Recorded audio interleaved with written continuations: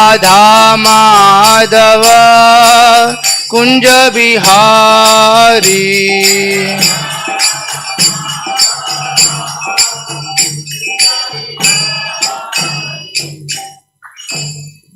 जय ओम विष्णुपाद परमहंस परिव्राजकाचार्य अष्टोत्तर सदस्य श्रीमद इस डिवाइन ग्रेस एसी भक्ति वेदांत स्वामी श्रील प्रभुपाद की जय। श्रीमद् भागवतम की जय।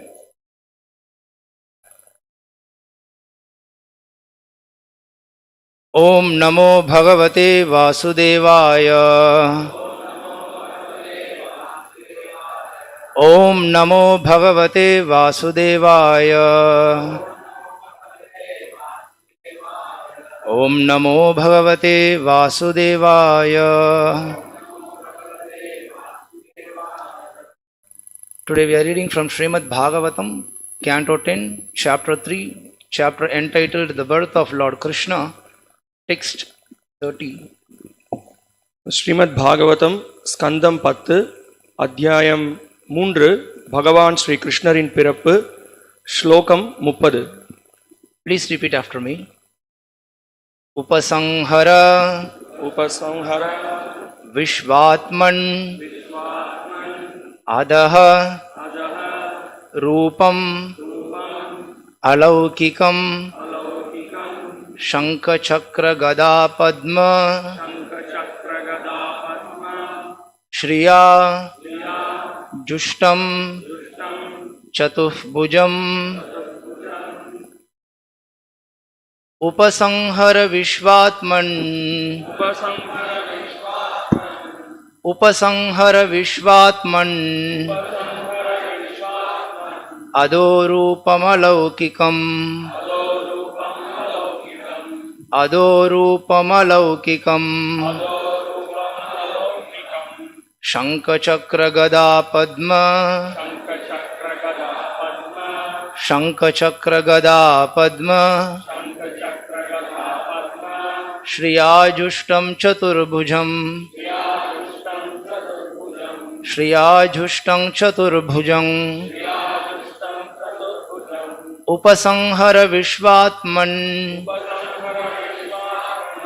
Adorupam Alaukikam Shankachakra Gada Padma Shriyajustam Chaturbhujam Upasanhara Vishvatman Adorupam Alaukikam Shankachakra Gada Padma Shriyajustam Chaturbhujam. உபசம்ஹர விஸ்வாத்மன் அதோரூபம் அலௌகிகம் சங்கசக்ரகதா Padma யாஜுஷ்டம் சதுர்புஜம்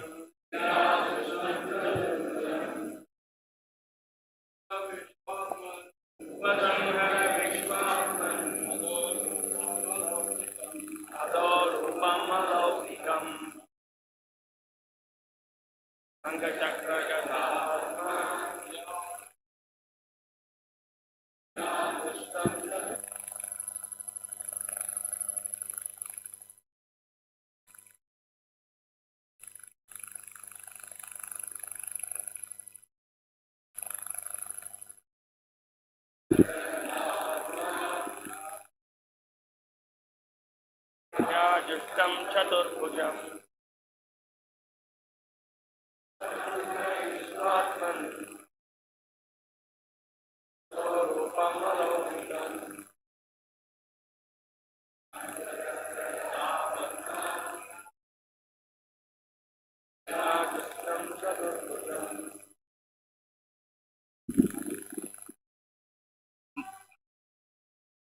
उपसंहर विश्वात्मन अलौकिकं शंखचक्रगदा पद्म याजुष्टं चतुर्भुजं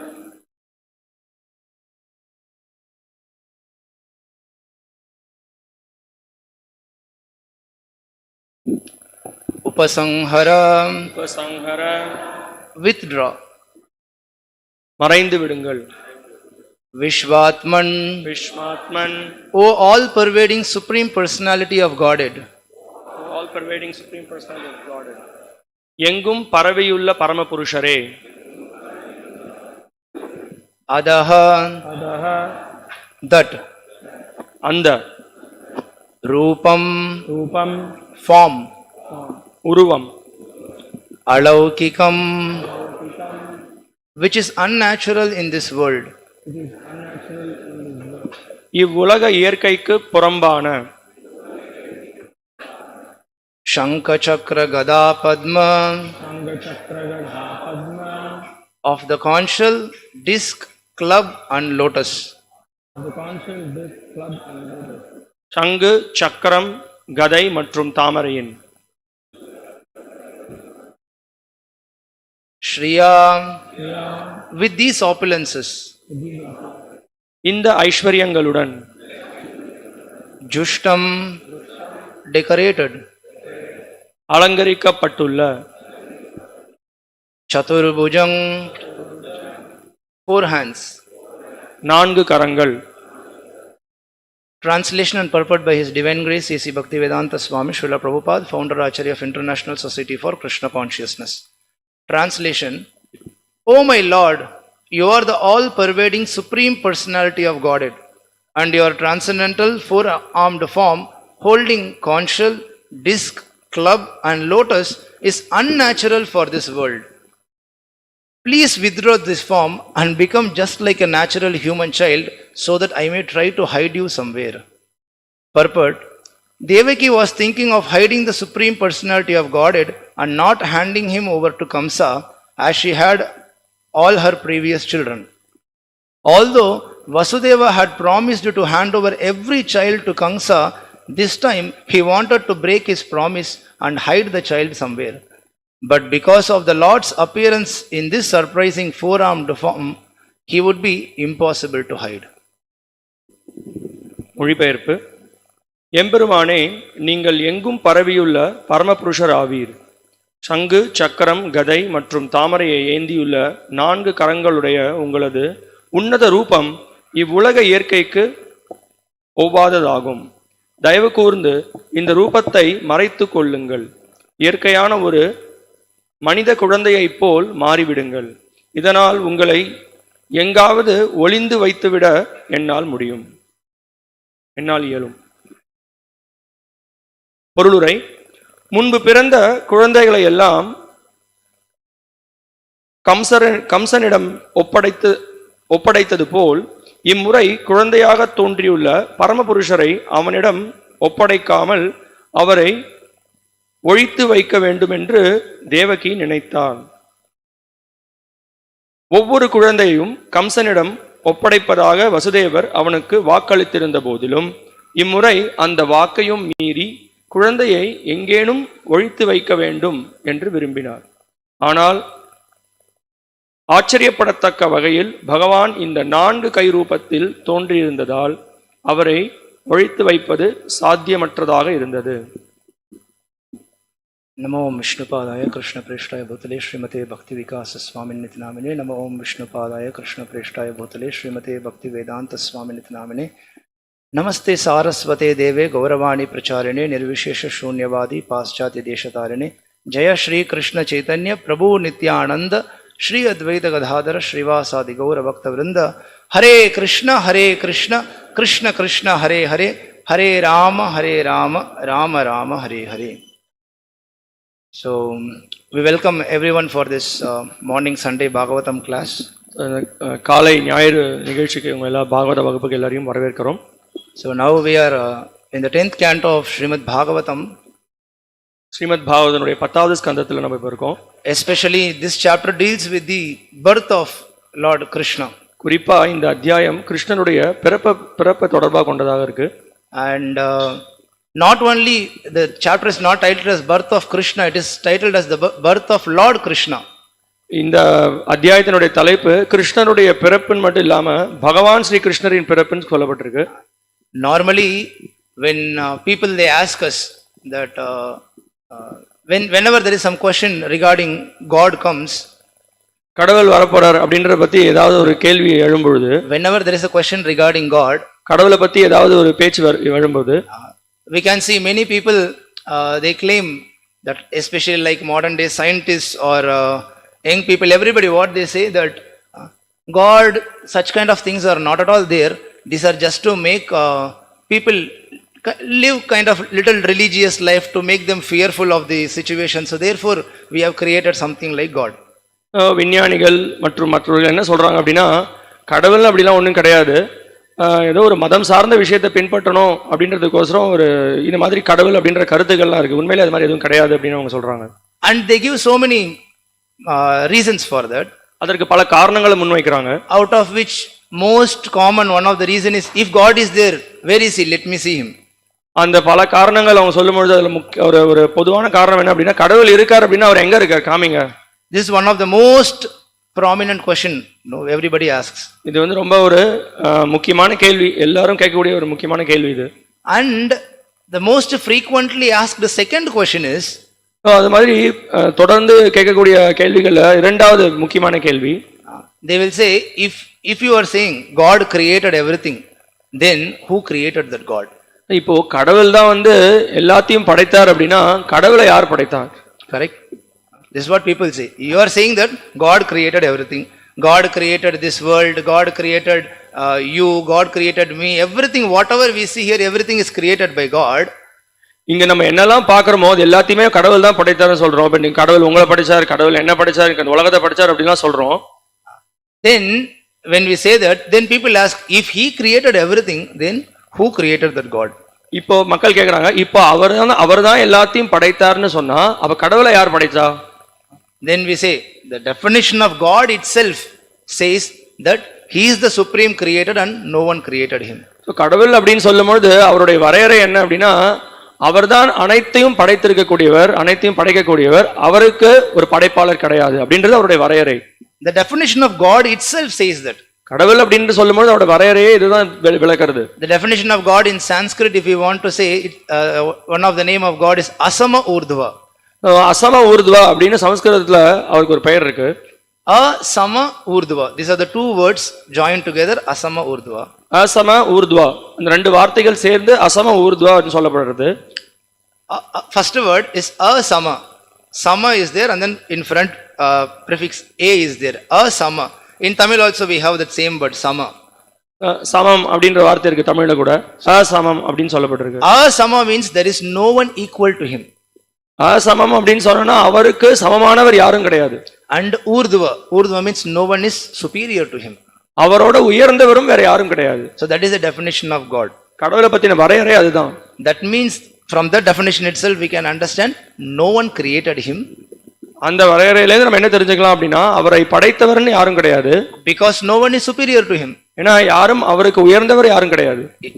If someone is superior to him, then only we can say that superior person created this God. இப்போ அவரோட உயர்ந்தவர் ஒருத்தர் இருந்தார் அப்படின்னா நம்ம சொல்லலாம் அந்த உயர்ந்தவர் தான் கடவுளை படைச்சாருன்னு சொல்லலாம். So if there is no one superior to God, there is no one equal to God, then that means no one created God. யாருமே கடவுளோட உயர்ந்தவர்னு யாரும் கிடையாது, கடவுளோட சமமானவர் யாரும் கிடையாது அப்படின்னு சொல்லும்போது கடவுளை யாரும் படைக்கல. But still they go on insisting how this is possible.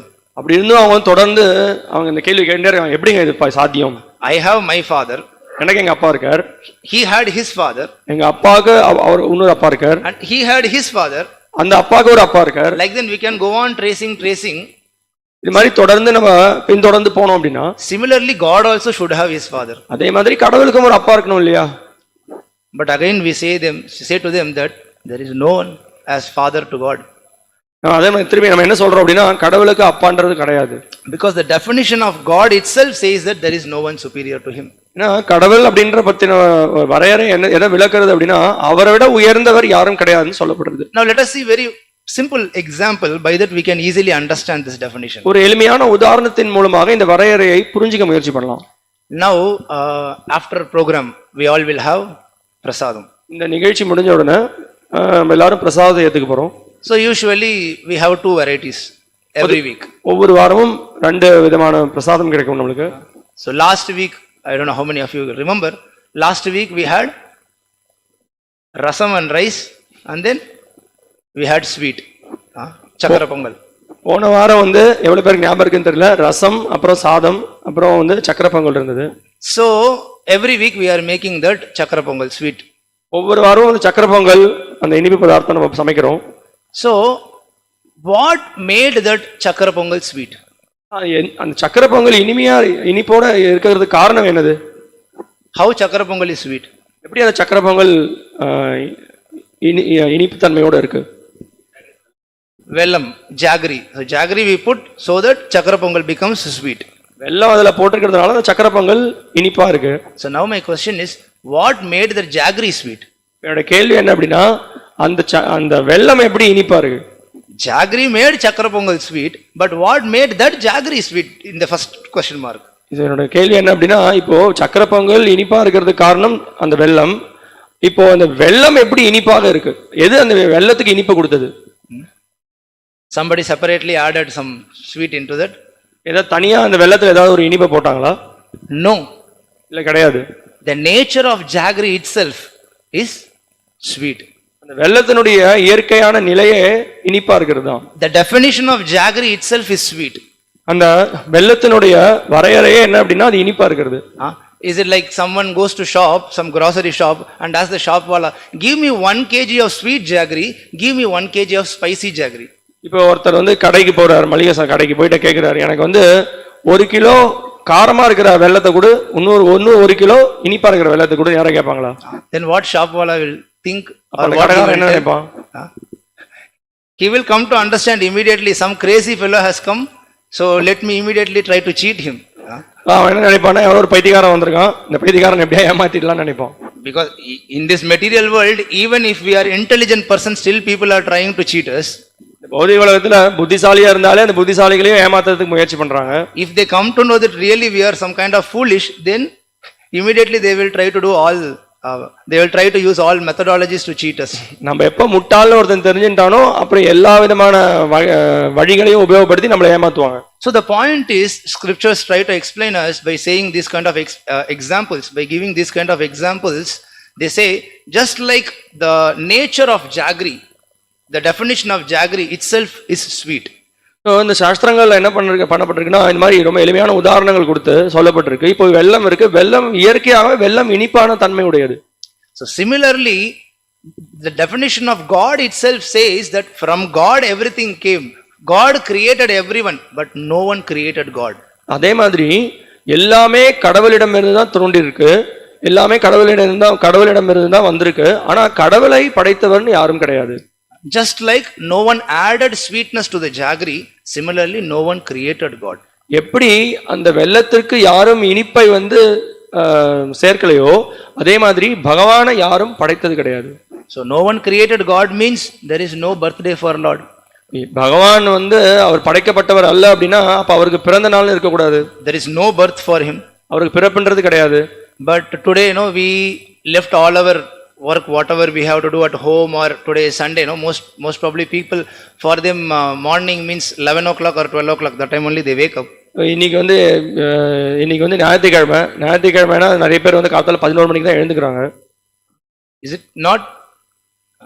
So many people, just you go outside walking, you can see people will start even brushing their teeth after 12 o'clock. நீங்க தெருவில் நடந்து போகும்போது நீங்க பார்க்கலாம், நிறைய பேர் வந்து பாத்தீங்கன்னா பல் தேய்க்கிறதே 12 மணிக்கு தான் தேய்ப்பாங்க. Krishna says in Bhagavad Gita, therefore yanisha sarva bhutanam tasya jagrati samyami yasyam jagrati bhutani tanisha sarvato mune. For a spiritual person, whatever is day, for a materialistic person that is night. இப்போ ஒரு ஆன்மீகவாதிக்கு எது வந்து பகலா இருக்கோ, ஒரு உலகாயதவாதிக்கு அது வந்து இரவு. For a spiritual person, whatever is night, a materialistic person, for him that is day. ஒரு ஆன்மீகவாதிக்கு எது இரவாக இருக்கோ, அது உலகாயதவாதிக்கு அது வந்து பகல். So this shloka practically I experienced during my college days. இந்த ஸ்லோகத்தை பத்தின அர்த்தத்தை என்னுடைய கல்லூரி நாட்கள்ல நான் அதை உணர்ந்திருக்கேன். So to my college I was going for all the 4 years with tilak and then kantimala, shika, like this. நான் காலேஜுக்கு போகும்போது எப்பவுமே இந்த மாதிரி திலகம், கண்டிமாலை, குடிமையெல்லாம் வச்சுட்டு தான் போவேன். So everybody knew that I was some kind of practicing some devotional. அவங்க எல்லாருக்கும் தெரியும் நான் ஏதோ ஆன்மீக பயிற்சியில் ஈடுபட்டு இருக்கேன் அப்படின்னு. So sometimes they used to ask me that, okay, what is your daily activities, what do you do? சில சமயம் என்ன கேட்பாங்க, சார் உன்னுடைய தினசரி உன்னுடைய செயல் என்ன, நீ என்னெல்லாம் எந்த நேரத்தில் என்ன பண்ணுவ? See, we go for movies. நாங்கள் சினிமா பார்க்கறதுக்கு போவோம். We go and play outside. வெளியில போய் விளையாடுவோம். What you do? நீ என்ன பண்ற? How your day starts? உன்னுடைய நாள் எப்படி தொடங்குறது? So I started explaining them that usually wake up at 3:30, 4 o'clock, something like that. சொன்ன காத்தால 3:30-4 மணிக்கு எழுந்துப்பேன். And then take brush, take bath, and then start my activities. அதுக்கப்புறம் பல் தேய்ப்பேன், அதுக்கப்புறம் குளிப்பேன், அதுக்கப்புறம் என்னோட செயல்களை தொடருவேன். Immediately first thing they will ask, முதல் விஷயம் அவங்க கேட்பாங்க, I am asking about your day activities, why you are speaking about midnight? அவங்க சொல்லுவாங்க, நான் உன்னுடைய பகல் நேர வேலைகளை பத்தி கேட்கறேன், நீ எதுக்கு நடுராத்திரி பண்ற விஷயங்களை பத்தி சொல்ற? What you are speaking about 3 o'clock waking up or 4 o'clock waking up, no, that is sleeping time, we have to sleep. 3 மணிக்கு எழுந்துக்கிறது 4 மணிக்கு எழுந்துக்கிறது பத்தி என்ன பேசிட்டு இருக்க? அதுதான் தூங்குற நேரம். அது அந்த சமயத்துல எதுக்கு எழுந்துக்கணும்? So if you are waking up 3:30, 4 o'clock, then what time you go to sleep? So 3:30 மணி 4 மணிக்கு எழுந்துக்கிற அப்படின்னா அப்ப ராத்திரி தூங்குற நேரம் என்னது? I used to tell them maybe maximum 9, 9:30. நான் சொல்லுவேன் 9, 9:30 அப்படின்னு சொல்லுவேன். What? இது 9, 9:30? So early? இவ்வளவு சீக்கிரமாவா? We used to go to sleep 12 o'clock, 1 o'clock or 2 o'clock. 12 மணி, 1 மணி இல்ல 2 மணிக்கு தான் தூங்கவே போவோம். After that only they go to sleep. அதுக்கப்புறம் தான் தூங்குறதுக்கு போவாங்க. So many things they have. அதுக்கப்புறம் பல விஷயங்கள் உண்டு. So Sundays means, as we were discussing till now, they wake up either 12 o'clock or 2 o'clock in the afternoon. So ஞாயிற்றுக்கிழமைன்னு சொன்னா ஒன்னு 12 மணி இல்ல 2 மணி மத்தியானம் எழுந்துப்பாங்க. So like this people they live this kind of life here. மக்கள் இந்த மாதிரியான வாழ்க்கையை நடத்துறாங்க. And we can see to them when we speak about these things. இந்த மாதிரி அந்த மக்கள்கிட்ட இந்த மாதிரி விஷயங்களை பேசும்போது, when Krishna says this yanisha sarva bhutanam, when whatever is day for a spiritual person is night for a materialistic person, it simply does not refer to these timings, it refers to something else also. கிருஷ்ணர் இந்த மாதிரி சொல்றார் கீதையில. அது ஒரு சாதுக்கு எது பகலோ, ஒரு உலகாயவாதிக்கு அது இரவு அப்படின்னு சொல்லும்போது வெறும் அந்த பகல் இரவுன்ற அர்த்தம் மட்டும் இல்ல, இன்னும் சில விஷயங்களும் அதுல சொல்லப்பட்டிருக்கு. Krishna says that in these kind of spiritual topics, இந்த மாதிரியான ஆன்மீக தலைப்புகள்ல a spiritual person is always awake. ஒரு ஆன்மீகவாதி எப்பயுமே விழித்திருக்கான். A materialistic person is ignorant of it. Therefore Krishna says they are sleeping. உலகாயவாதி அவன் அறியாமையில இருக்கான், அதனால கிருஷ்ணர் சொல்றார் அவன் தூங்கிட்டு இருக்கான்னு. Even these basic things they cannot understand. இந்த அடிப்படை விஷயங்கள் கூட அவங்களால புரிஞ்சிக்க முடியாது. What basic thing? என்ன அந்த அடிப்படையான விஷயம்? That at least there is a creator. ஒரு படைப்பாளர் ஒருத்தர் இருக்கார். There is someone called God. கடவுள்னு ஒருத்தர் இருக்கார். Either you call him as Krishna or call him as Allah or call him as Jesus, whatever name you call him, but at least that one should agree that there is someone superior, some supreme power, God. அந்த உச்சமான படைப்பாளரை நீ கிருஷ்ணா, அல்லா இல்ல எந்த பேரை வேணாலும் நீ எந்த பேரை வச்சு வேணாலும் நீங்க அவர் அழைங்க, ஆனா குறைந்தபட்சம் ஒரு படைப்பாளர் ஒருத்தர் இருக்காருன்றதையாவது ஏத்துக்கணும். So even for this much understanding people are struggling so much. இந்த அளவுக்கான எளிமையான புரிதலுக்கே மக்கள் கஷ்டப்படுறாங்க. But this title of the chapter what we are seeing now, so இந்த அத்தியாயத்தினுடைய தலைப்பு நம்ம என்ன பார்க்கறோமோ அது it is confusing furthermore. அது இன்னும் குழப்பத்தை ஏற்படுத்துறது. As we started now discussion that we have left all our duties, whatever we are doing, we have left that, and then we are assembled here for this morning program. நான் ஏற்கனவே சொன்னேன், இந்த மாதிரி நம்மளுடைய கடமைகள், நம்ம பண்ண வேண்டிய வேலைகள் எல்லாத்தையும் விட்டு இப்ப எல்லாரும் ஒன்று சேர்ந்து இந்த காலை நிகழ்ச்சியில எல்லாரும் ஒன்று கூடி இருக்கோம். And from beginning of the class we are discussing that there is no one superior to God, there is no father to God, the God does not have any birth. நம்ம பேசிட்டு இருக்கோம், கடவுளுக்கு சமமானவர் யாரும் கிடையாது, கடவுளுக்கு தந்தைன்றவர் யாரும் கிடையாது, கடவுளை படைத்தவன்றது யாரும் கிடையாதுன்னு சொல்லிட்டு இருக்கோம். There is no birth for God. அவருக்கு பிறப்பு கிடையாதுன்னு சொல்லிட்டு இருக்கோம். But this book what we are reading now, and especially this verse, it is coming in a third chapter, and the chapter entitled as the birth of Lord Krishna. இது மூன்றாவது அத்தியாயம். இந்த மூன்றாவது அத்தியாயத்தினுடைய தலைப்பு பார்த்தோம் அப்படின்னா பகவான் ஸ்ரீ கிருஷ்ணரின் பிறப்பு. So how to understand this now? இப்போ எப்படி இதை புரிஞ்சிக்கிறது? From the beginning we were till last 15 minutes we were trying to convince people that God does not have any birth. நம்ம கடவுளுக்கு பிறப்பே இல்ல அப்படினு அதை நம்ம புரிய வைக்கிறதுக்கு நம்ம கடந்த 15 நிமிஷமா பேசிட்டு இருக்கோம். And the topic what we are going to discuss, the topic itself says Lord has birth. இப்ப நம்ம பேச வேண்டிய அதனுடைய தலைப்பு என்ன இருக்கு அப்படின்னா பகவான் ஸ்ரீ கிருஷ்ணரின் பிறப்புன்னு இருக்கு. So therefore immediately people say, see, Krishna took birth, so therefore he is not God. அதனால மக்கள் உடனடியா சொல்றாங்க கிருஷ்ணர் பாருங்க பிறந்திருக்கார், அதனால அவர் கடவுள் கிடையாது. Krishna has father and mother, so how God can have father and mother as per your argument itself? உங்களுடைய வாதத்தை முன்வைப்பதின் மூலமாகவே கடவுளுக்கு பாருங்க அம்மா இருக்கார் அப்பா இருக்கார், அப்ப எப்படி ஒரு கடவுளா இருக்க முடியும்? So therefore Krishna is not God. அதனால கிருஷ்ணர் கடவுள் கிடையாது. So understanding God is not so easy like that. கடவுளை புரிஞ்சுக்கின்றது அவ்வளவு எளிமையான ஒரு விஷயம் கிடையாது. Especially the birth of Lord, குறிப்பா கிருஷ்ணனுடைய பிறப்பு and his activities, அவருடைய செயல்கள். Therefore Krishna says in Bhagavad Gita, janma karma chame divyam evam yoveti tatvatah tyaktva deham punarjanma naiti mameti sorjuna. So அதனால பகவான் கிருஷ்ணர் கீதையில சொல்றார், in 4th chapter 4வது அத்தியாயம் 9th verse, 9வது ஸ்லோகம், Krishna says, one who understands my birth and activities, எவன் ஒருவன் என்னுடைய பிறப்பு மற்றும் என்னுடைய செயல்களை புரிந்து கொள்கின்றானோ, as it is, உள்ளது உள்ளபடி, without any deviation, எந்த விதத்திலையும் திசை திரும்பாமல், such a person after leaving this body he never returns to this material world. அப்படிப்பட்ட ஒரு நபர் இந்த உலகத்தை விட்டு வெளியேறும் பொழுது அவன் திருப்பி இந்த பௌதிக உலகத்திற்கு வந்து பிறக்கிறது கிடையாது. We understand living in this material world itself a big tapasya, big difficult. நம்மளுக்கு தெரியும் இந்த பௌதிக உலகத்துல வாழ்க்கையை நடத்துறதே ஒரு பெரிய ஒரு தபஸ்யா தான் அது. Whenever people come to some spiritual movement, எப்பெல்லாம் மக்கள் வந்து ஒரு ஆன்மீக இயக்கத்திற்கு வராங்களோ, some people they come for some money problem, சில மக்கள் சில பண பிரச்சனைகளுக்கோசம் வராங்க, some family problem, சில குடும்ப பிரச்சனைகளுக்கோசம் வராங்க. Right, they come to God and then pray for that. God, please remove our money problem, please remove our family problem. தயவு செய்து எங்களுடைய குடும்பத்தில் இருக்கக்கூடிய பிரச்சனைகளுக்கு தீர்வு கொடுங்க, எனக்கு இருக்கக்கூடிய பண கஷ்டத்துக்கு தீர்வு கொடுங்க. For this most of the people they come. இதுக்கு தான் பல பேர் வராங்க. And Krishna himself says in Bhagavad Gita that. கிருஷ்ணரும் பகவத்கீதையில இதை சொல்றார். Krishna says in Gita, 4 kinds of people they come to me. கிருஷ்ணர் பகவத்கீதையில 4 விதமான மக்கள் என்கிட்ட வராங்கன்னு சொல்றார். Who are they? யார் அந்த 4? Artho, Jignasu, Artharthi, Jnani. These are the 4 kinds of people, those who come to temple. 4 விதமான மக்கள் என்கிட்ட வராங்கன்னு கிருஷ்ணர் சொல்றார். So those who are present here, we can classify us within these 4 categories. நீங்க ஒன்று கூடி இருக்கக்கூடிய நம்ம எல்லாரும் நம்ம இந்த 4 ரகத்துல பிரிச்சிடலாம். Either one comes in need of money, ஒருத்தர் வந்து பணத்தை நாடி வரார். one comes when he is in difficult situation of life, ஒருத்தர் வந்து வாழ்க்கையில ஏதோ கஷ்டம் இருக்கு அதற்கு தீர்வு காண்றதுக்கோசம் வராங்க. These are the 2, Artho, Artharthi. Ortho ஆர்த்தார்த்தி, இப்ப இந்த 2 தான் நம்ம சொன்னோம். Then Jnani, அதுக்கப்புறம் ஞானி, Jignasu. அப்புறம் ஜிக்ஞாசு. One is inquisitive, ஒருத்தர் வந்து ரொம்ப ஆர்வம் கொண்டவரா இருக்கார்.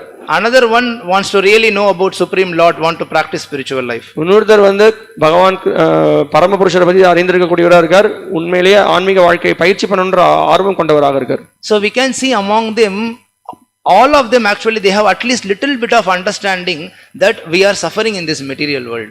அவங்க எல்லாருக்கும் சிறிதளவு புரிதல் இருக்கு, நம்ம வந்து பௌதிக உலகத்தில் கஷ்டப்பட்டு இருக்கோம் அப்படின்றது தெரிஞ்சிருக்காங்க. If we go to God, some or other somehow we can escape from here.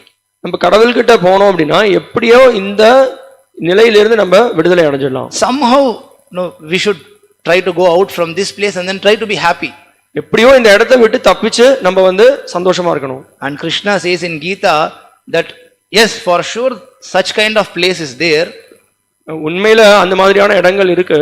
And to go to that place, Krishna is giving the formula.